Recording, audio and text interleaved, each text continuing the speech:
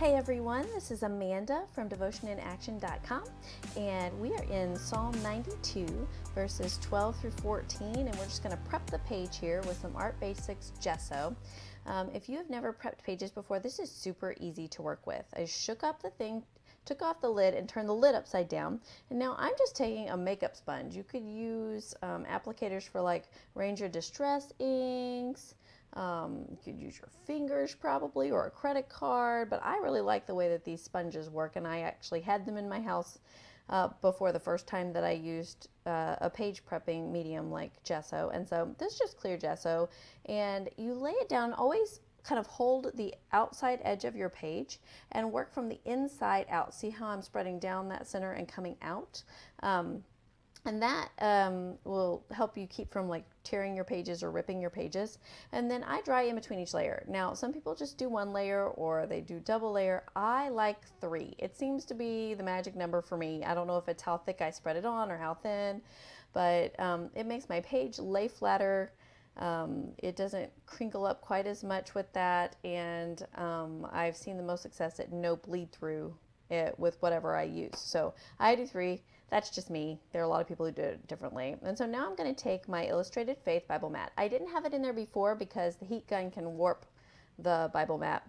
But I kind of wanted that behind. And then I realized, oh, I haven't mixed this up yet. So I'm using Elmer's glue like rubber cement and some nail polish remover that's 100% acetone from the Dollar Tree. And I saw online that somebody said you could make DIY masking fluid, and I didn't have any masking fluid, and it's freezing outside, and so I thought I'd mix me up some of this and try it out, see if it works. So you guys are getting to see my first attempt with masking fluid.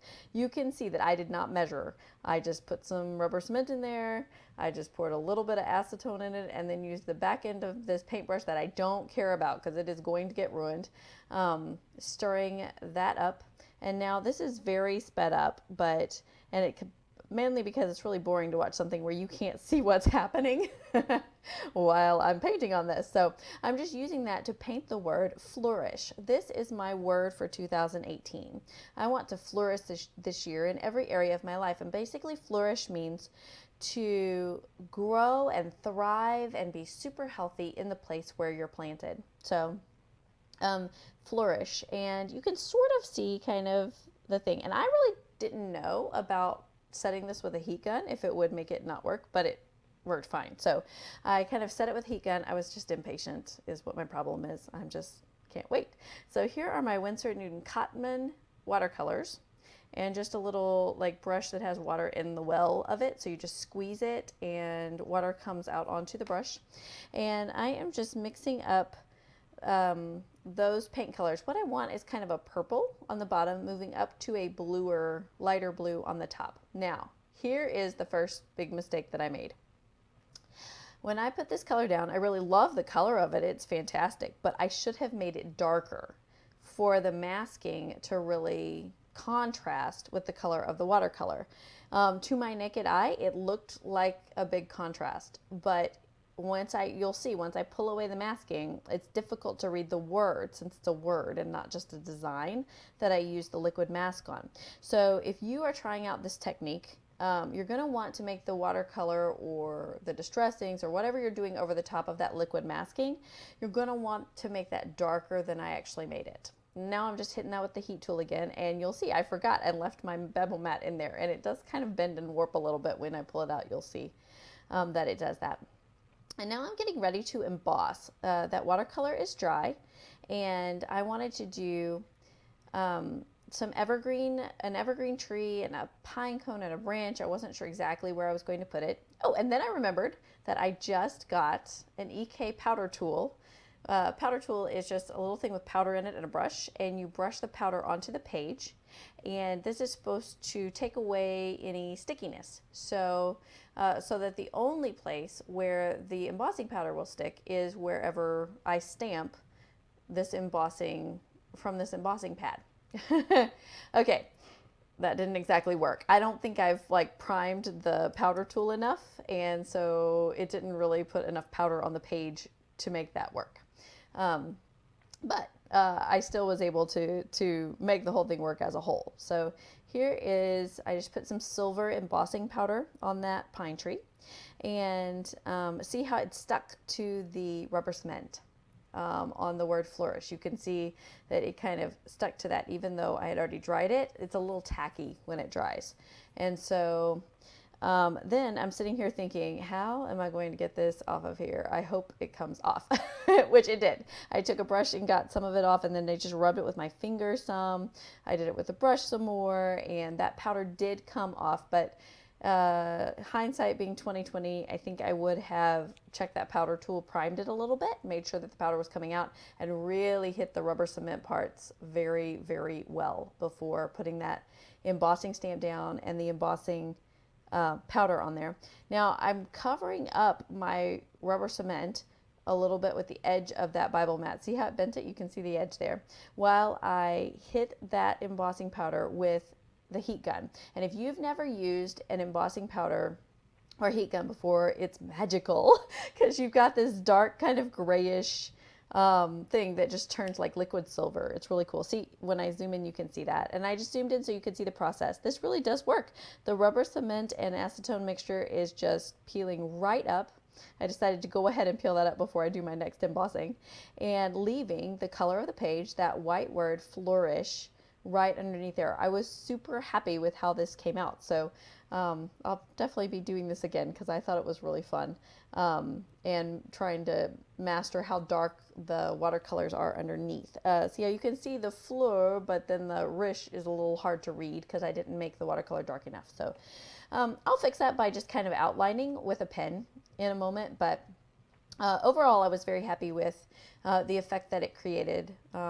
This kind of handwritten, shaky, watercolory mask left there. Now I'm taking that powder tool again and trying, and I still didn't get it. I didn't get the powder primed in there. I was very impatient, I guess, when I did this, and I just really did not get it on there well. So I'm trying, but it didn't work. I'm gonna have to work with that a little bit to get the hang of it.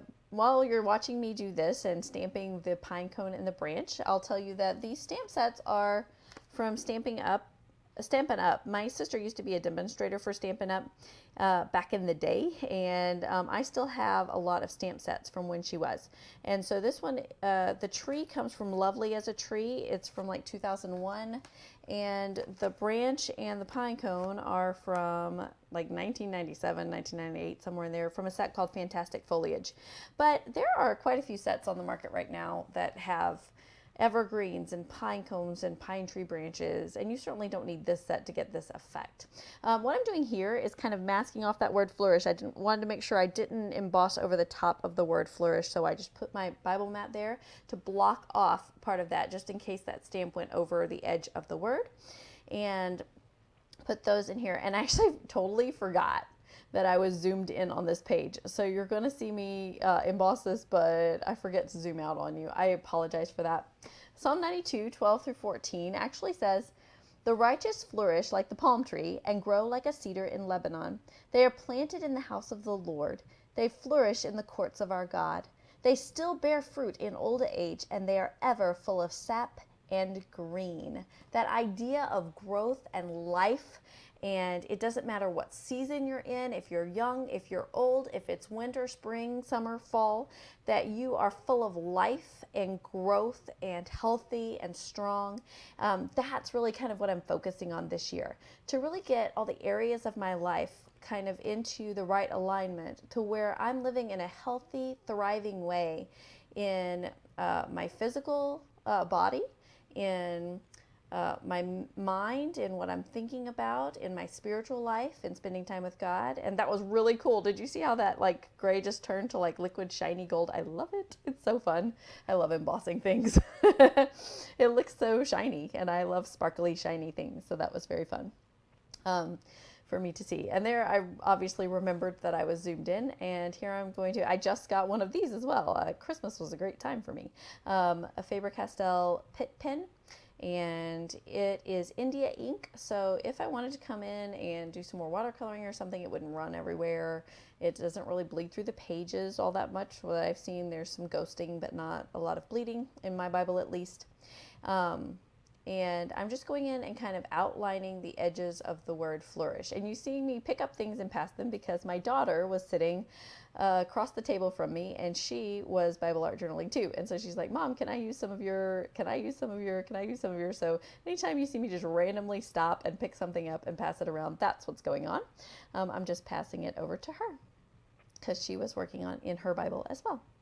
So I'm just going to come along, finish outlining this word flourish. It's the focal point of the page because this is a page kind of documenting my Bible verse and my word of the year. And I have a whole devotional post about this that I'll link in the comments below about how God created us to flourish in all seasons. And there's sometimes where situations happen in life where I'm tempted to kind of dig my roots into the wrong thing, to kind of dig in with resentment or bitterness or frustration, when God wants me to dig my roots into Him and really flourish in His presence, to spend time with Him and to really seek after Him in those moments of frustration and pain and difficulty. And so now I'm just adding a little bit of hand lettering that says made to, and then we've got the word flourish, and then I'm going to add some underneath as well. I kind of looked at this for a minute and thought, where do I want to write this? Right in here in this little space, I'm going to write in all seasons. So made to flourish in all seasons. And there we go. So this is the basic page. I'm going to come down below the pine branches and write the reference, like what scripture we're really looking at here. And it looks a little busy, but in my actual Bible, I can still read the words there for verses 12 through 14. Which is really nice because flourish goes right through those focal verses right there, but I can still read them. That's kind of really fantastic. So this says Psalm 92, 12 through 14. And I'm just going to take a date stamp and use my VersaFine ink, and because that's really the black ink pad that I have, and just stamp on there the date, and that way I remember when I did this. And that is the page. I hope you've enjoyed this. It's kind of fun to see how a page comes together, and I got to try lots of new techniques that I hadn't really done a ton of before. The masking and the powder tool, and even that ombre effect of the watercolors is really nice. And so I hope you enjoyed this and that you'll try out something new in your time with God and really get close to Him through creating with Him. So here's the page, Made to Flourish, Psalm 92. I'll link everything below in the comments. If you like this, give me a thumbs up, subscribe to my channel, or hop on over to devotioninaction.com and subscribe there. Thanks.